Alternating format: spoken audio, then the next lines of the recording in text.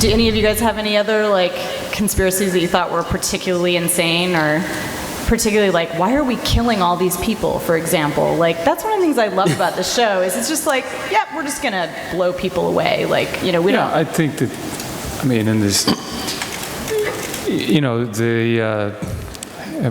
I got nothing really to say here. I just want to hear this sound. Star Wars, I see guys, Darth Vader walking around. You got the black and you got the white. You got right, wrong, black, white, good versus evil. And in every, you have good and bad politicians. You have good and bad people in every profession in the world. And, you know, this show has a couple characters that, you know, are sort of uncompromising in their principles. They're a very odd couple. And lightning in a bottle here. You got a couple brilliant writers and creators and great writing team, and it's amazing how they continually pull things from our characteristics. I spent a lot of time down here in San Diego, going down to Coronado and spending time with the SEAL Team 1 and 3 and going over you know, all the operations and seeing some great heroes. And you know, they're a bunch of good guys, and they kill a lot of bad guys. And so I've kind of drawn a lot of that from my character. But the show, what was beautiful about it is it's a very universal show that we're all people of interest. That we all have a universality there that it's for the common good. Superhero show, I guess, but real.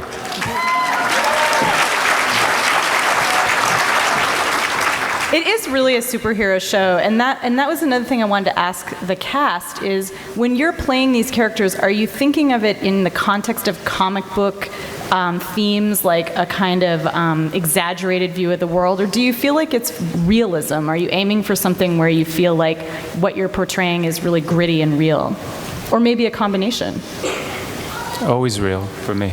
It's always real, but I'm not afraid to put on a cape. At season 3, Taraji. Yeah. As a matter of fact, I look good in spandex. Oh, no. No. I just got a visual. No.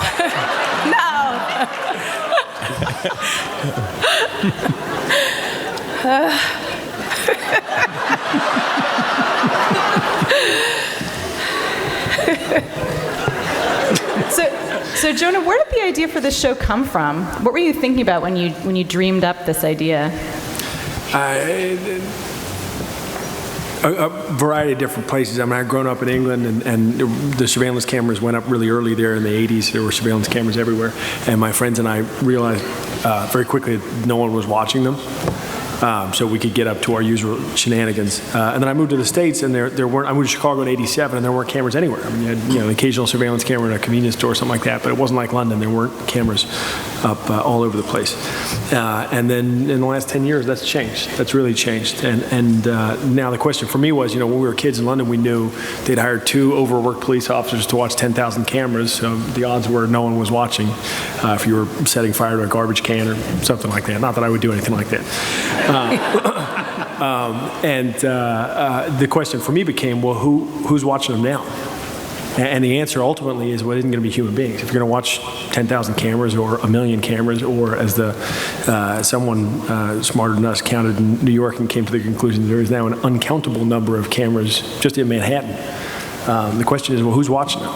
And what are they doing with that information? I was just kind of fascinated by that idea.